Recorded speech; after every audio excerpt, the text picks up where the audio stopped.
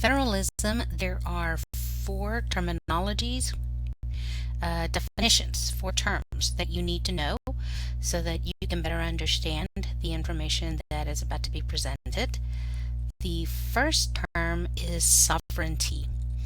Now, sovereignty is the ability to carry out actions or policies within a territory independently from external actors or internal rivals. In other words, it is the ability for a government to carry out its actions or policies without anybody else interfering, whether those be persons from within its own territory or those from outside territories. So it is the ability to rule yourself, right? To rule over your territory. Now, a unitary governmental system. This is a governing system that does give most power to the federal or national government. This is a system that is going to be top heavy. This means that the states underneath the federal or the national government would have little power. It is a unitary system.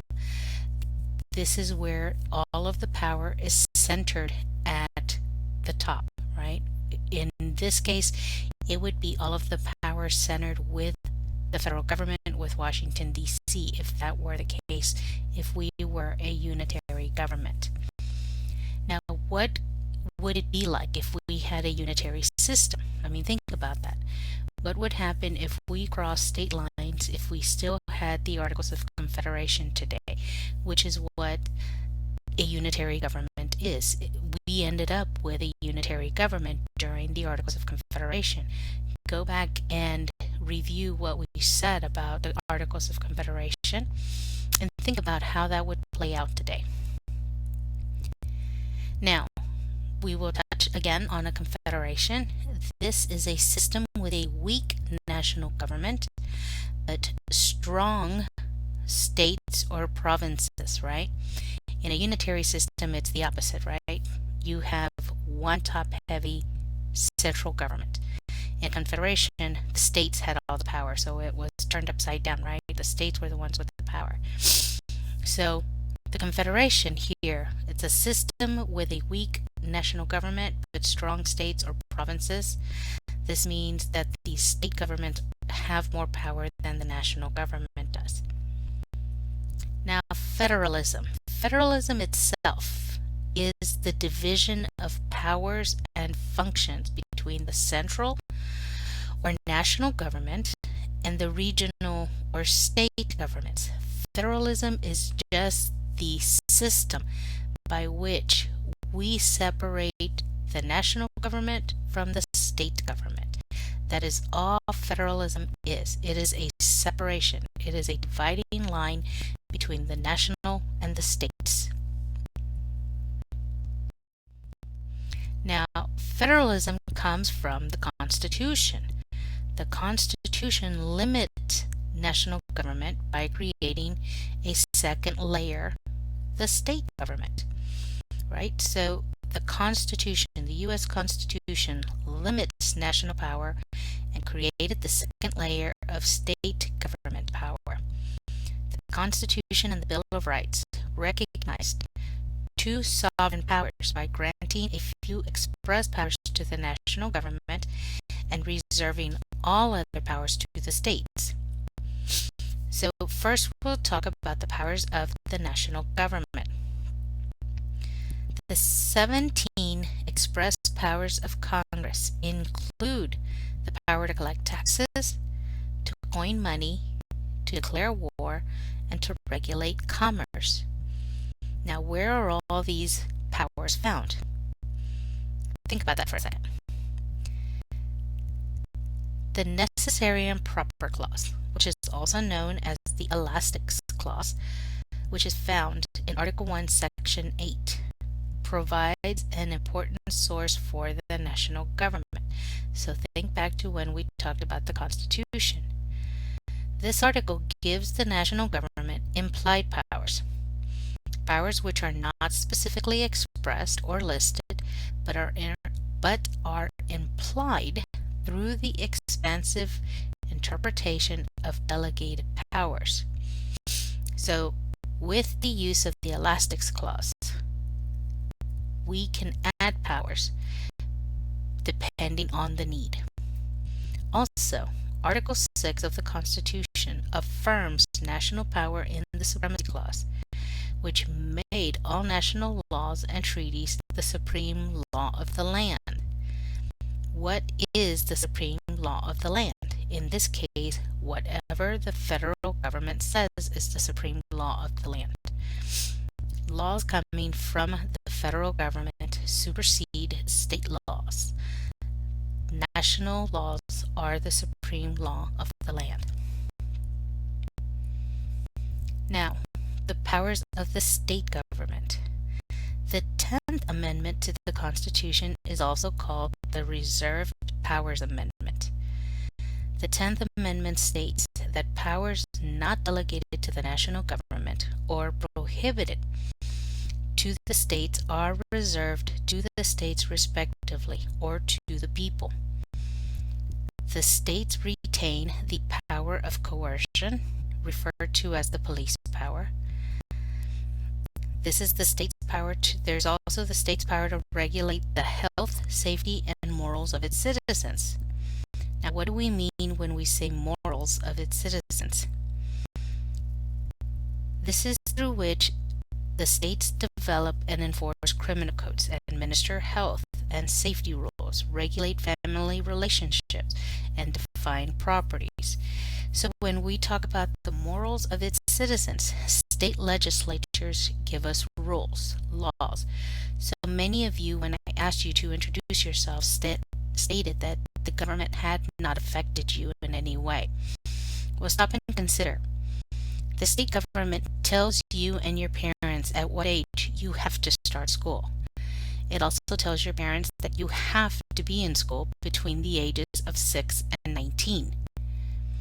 Well, that to me sounds like the government affecting you and your family. It also states that before you, as a child, or if you're an adult and you have children of your own, your kids can't start school until they've been vaccinated. That's another state power. So there are many, many things that the state affects you specifically and your family members and your friends that you just don't think about. It also states that you can't have a driver's license until you're 16, that you have to maintain car insurance in order to drive, that you have to have an ID in order to drive. There are many things you just don't even stop and consider because they are everyday, mundane type of tasks and activities that we engage in, and it is because of state laws that these activities could be regulated, that they could be serviced with fines or fees or costs, and you just don't know. So stop and consider that, okay? The legislatures, the state legislatures are the moral police of the citizens because we get our laws through the state legislature, right? Those that affect the people living in the state of Texas have to deal with the laws coming out of Austin. The entire United States has to deal with the laws coming out of Washington, D.C. So there are two sets of rules that we have to follow. Now, the states share some power with the national government. This is where federalism comes in, right? We share power, and there are powers that are definitive to each of the state and the national government.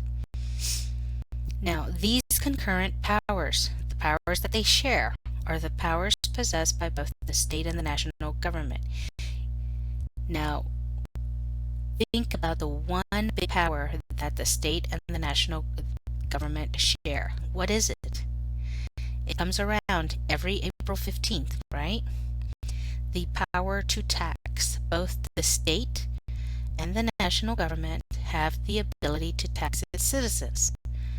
We pay a federal income tax for having the privilege of working, right? We have to give money back to the United States, to the federal government, via our federal income taxes.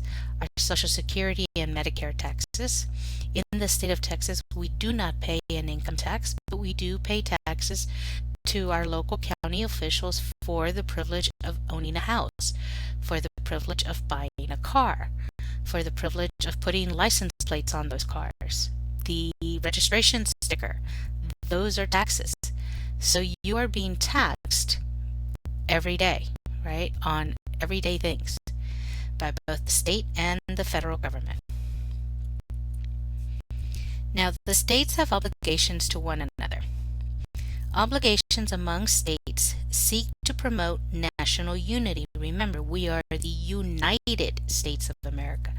That means the states seek to promote unity between each other. Now, some of these are spelled out in Article 4, Section 1, which includes the full faith and credit clause.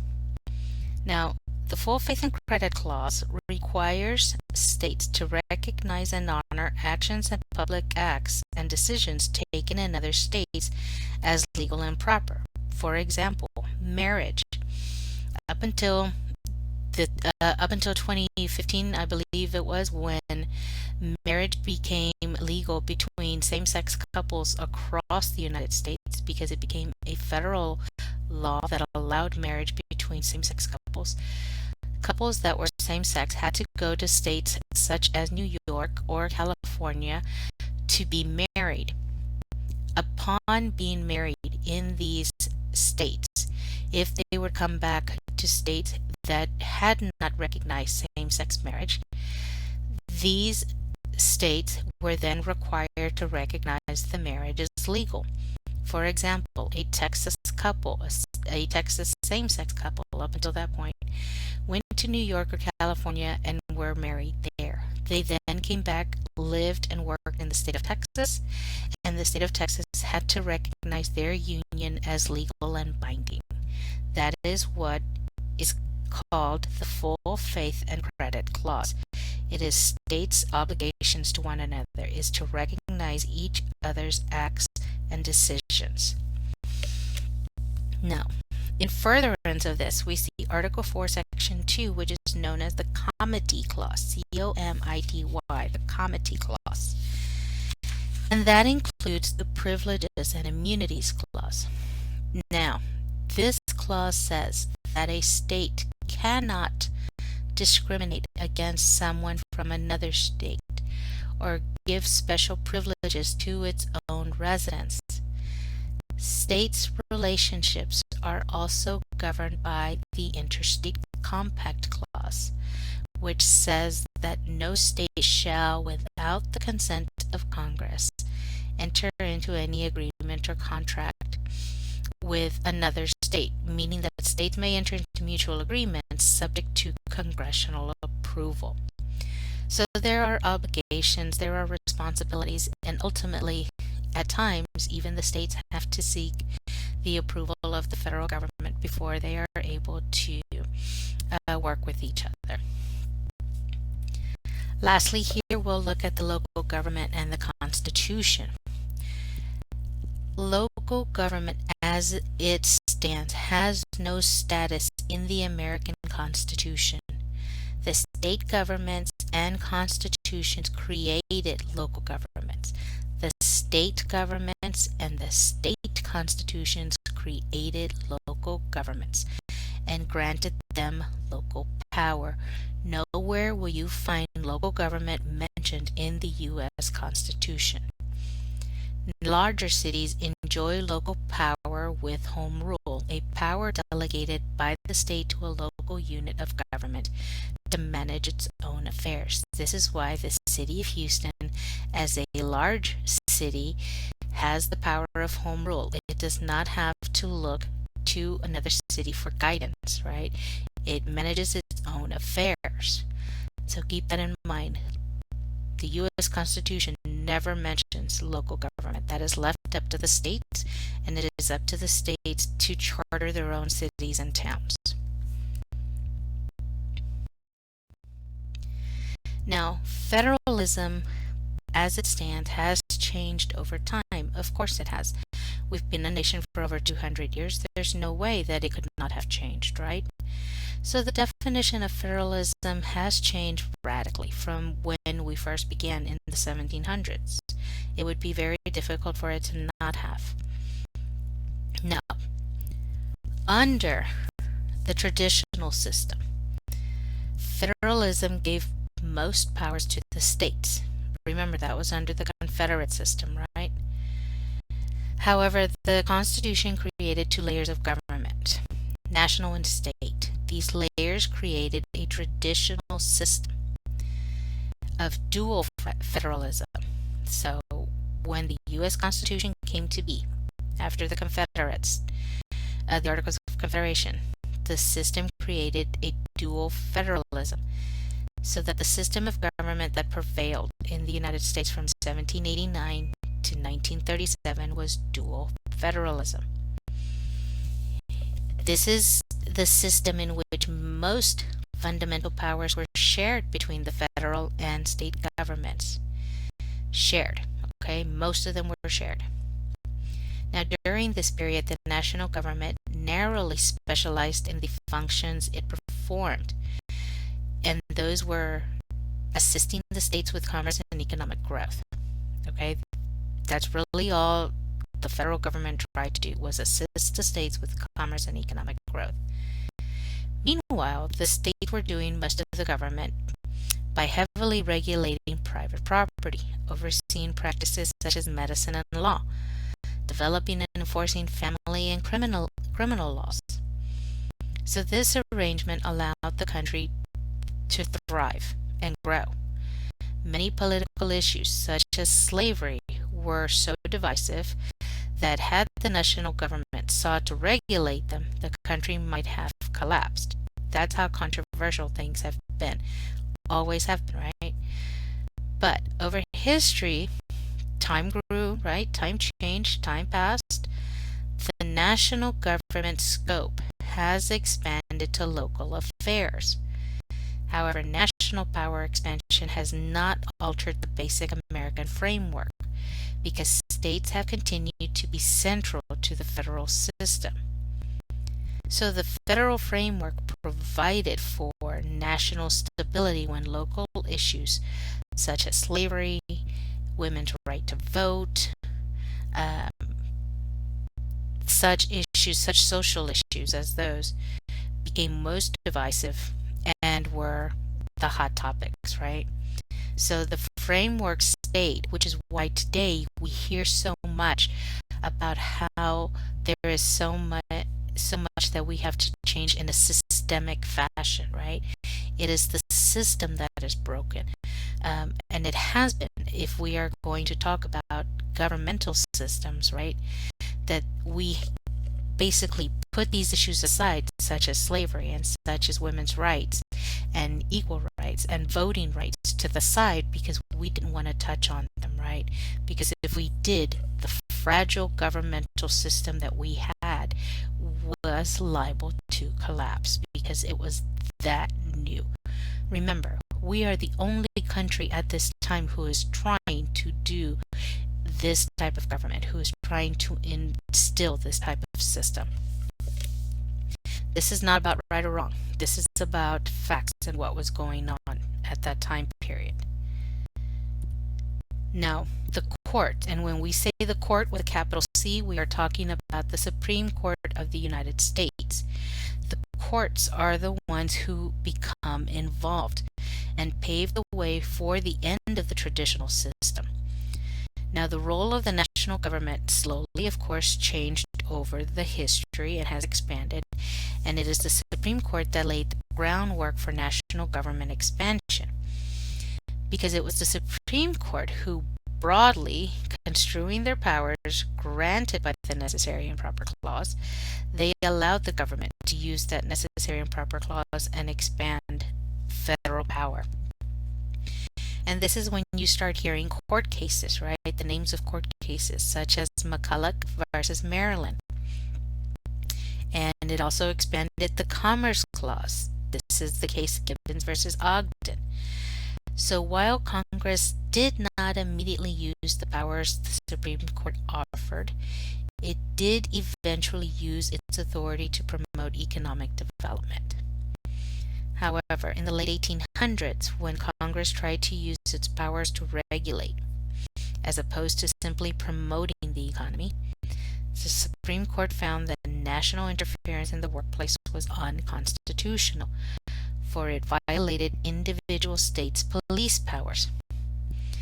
So this condition lasted from the Civil War all the way to the 1930s, giving the American economy freedom from government intervention and facilitation of enterprise, right? This is when we see the Industrial Revolution take place, right? As in the 1930s, we see an expansion of growth because the Supreme Court basically told the federal government to stay out of the business of regulating and interfering in the economy, right? Just give business the room to grow. So we move forward to FDR's reign and the New Deal. Now, FDR, this is Franklin Delano Roosevelt, his economic growth program during the Depression was called the New Deal. Today we hear remnants of this with members of the U.S.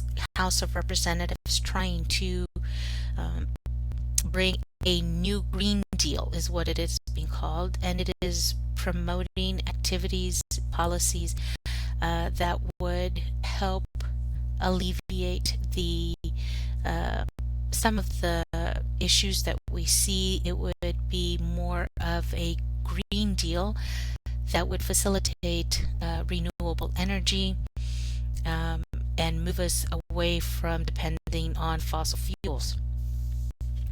But in FDR's time, the New Deal helped remake the government, right?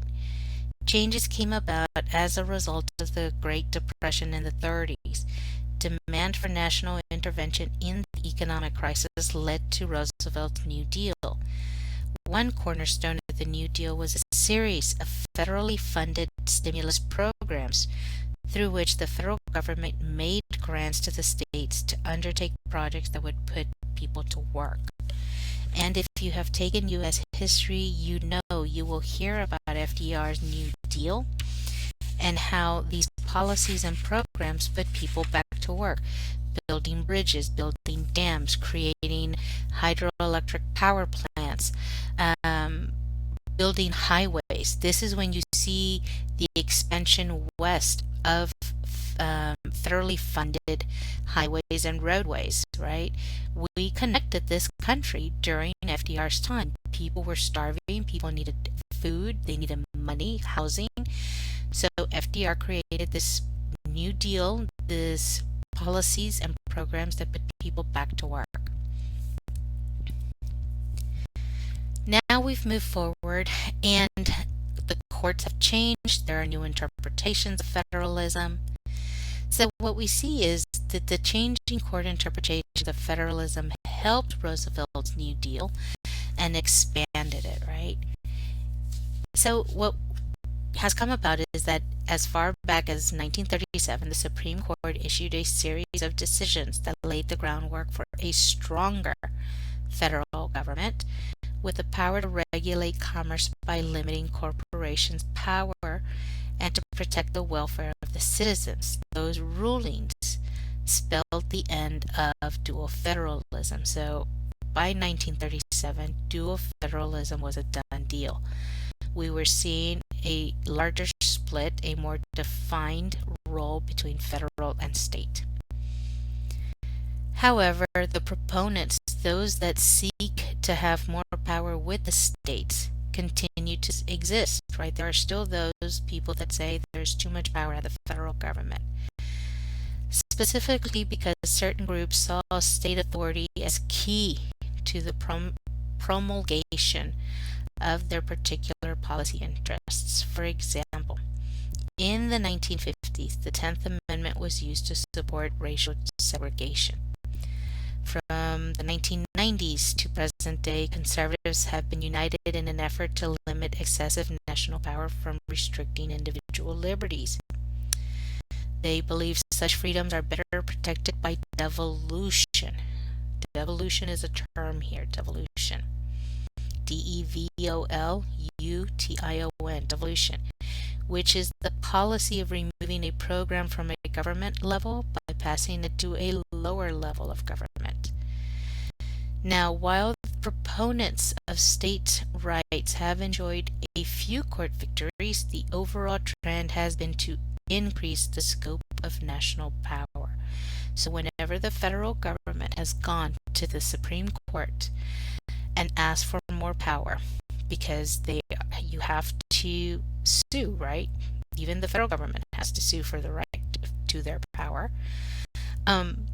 It has been granted traditionally. It is because of that necessary and proper clause, the supremacy clause. If the federal government feels like they need to expand their power, then that is the reason why, because it is necessary and proper in order for the federal government to continue to use and unite and govern the entire nation. Now, changes continue, of course. We move more to modern times, and what we see is that there was a cooperative federalism, right? If we're going to go from a dual federalism, we now move to a more cooperative federalism. Now, cooperative federalism pushes states to achieve national goals. Yes, we may be the state of Texas, but ultimately we are part of a nation. We are part of a bigger group, right? A bigger collective. And the idea is that what's good for the nation is good for us too. Now, the New Deal, FDR's New Deal, moved the United States from dual federalism to a system of cooperative federalism, in which grants in aid have been used strategically to encourage states and local governments to pursue national goals. In other words, the federal government sent federal money to the states and local governments with the caveat, right, with the strings that say, yes, you get money, but you've got to put your people to work. Build your roads, fix your roads, build schools, build libraries, build hospitals, get your people working, build things that will then put more people to work, right? Help your own people, we're giving you the money to do it with. Now, this movement of cooperative federalism is also known as the shift from layer cake federalism to marble cake federalism.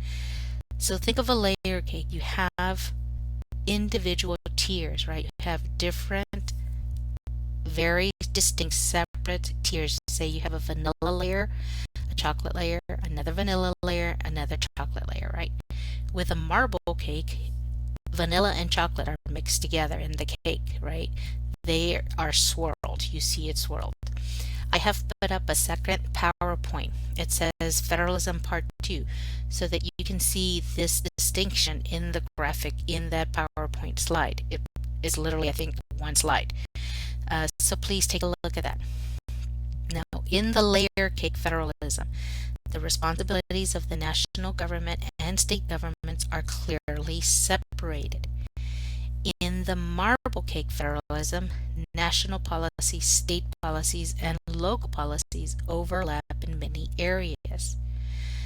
For a while, during the 1960s, many federal programs bypassed the states entirely because of fear that discrimination and racism would affect implementation of government policies. Yet other new programs for the needy, such as Medicaid, relied on state implementation.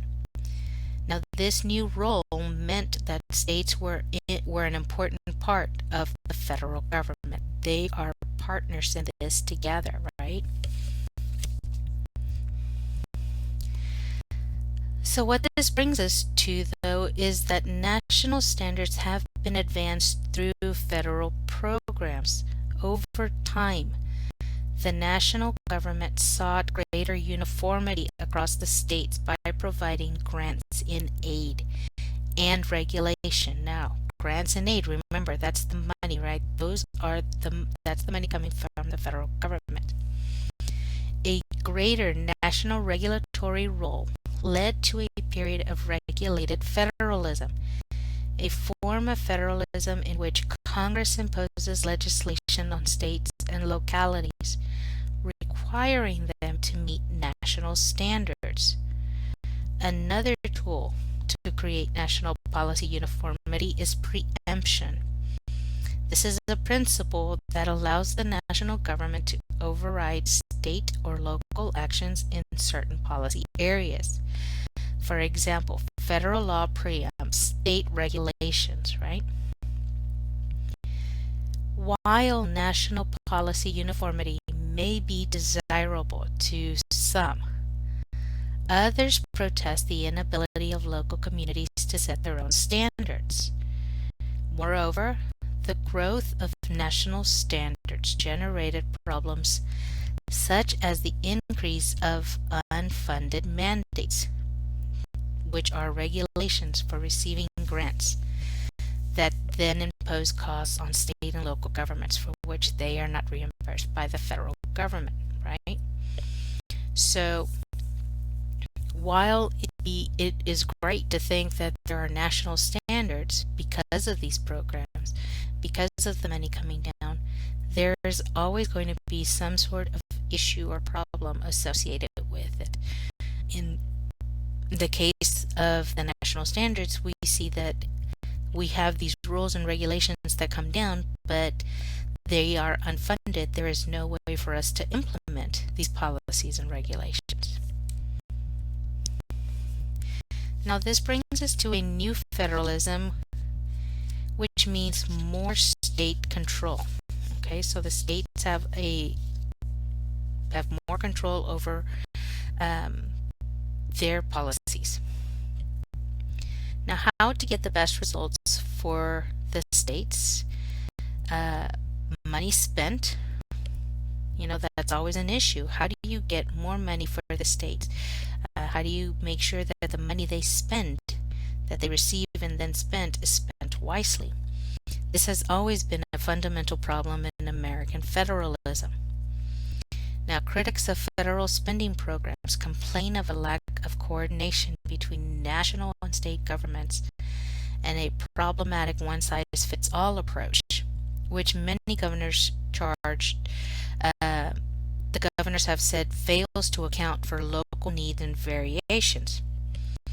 Now, there were two presidents that have been strong proponents of grants, and they're the ones who used them the most.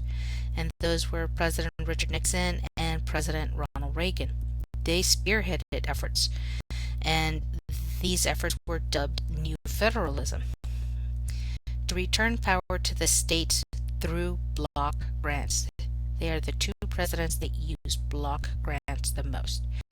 And block grants are these federal grants and aid money, these money that is allowing states considerable discretion in how they spend the money that they receive. So those are block grants, right? They give the state discretion in how the funds are spent. Now, general revenue sharing. This is something different, right? General revenue sharing. This is where the federal government yields a portion of its tax income to the states according to an established formula, right? And of course, there is also devolution. Yet, block grants and federal spending cuts did not solve federalism problems, such as the accountability trade-offs that came with state spending flexibility, right? If the states are granted more flexibility in spending, the federal government wants to know what you spent the money on. Also, federal spending cuts led states to raise taxes to make up for the shortfalls and for the cuts. It's always the little guy that gets it in the end, right? We always pick up the tab for whatever the government wants to do. So what we have come to find out is that there is no simple answer to finding the right national-state balance when it comes to federalism. The allocation of policy making between state and federal governments can dramatically affect who benefits from policies. For example, redistribution programs implemented by the national government are aimed at benefiting the poor. When these programs are devolved to the states, states have an incentive to keep taxes and costs low, to compete with one another economically, and thus the programs are often, though not always, cut. Cost-benefit analysis provides ongoing fuel for the debate over allocation of responsibility. So yes, federalism is a system that involves both the national and the state level. We are at a point where we are in a marble cake federalism where there are overlapping responsibilities between local, state, and national government. But we see that each evolution of federalism has come with problems. And because federalism boils down to the issuance of money from the federal to the state government and the implementation of policies that are being handed down from the federal to the state government, that there's no simple answer, as it says, to finding the right national-state balance. What we see is that the states and the federal government, it's a continued struggle. To be able to receive money from the federal government, you have to back it up with accountability and sustainability, right? If the federal government's going to give you money, you've got to be able to spend it and tell them how you spent it. And you've got to show that it is being beneficial to your citizens. So please be sure you look at the second PowerPoint that is listed in your module. It is really just a graphic to help you better understand how federalism works. If you have any questions, please be sure you email me. Otherwise, I will be back next time with your next topic, which is Congress. Until then, I hope you guys are staying safe and well. Thank you.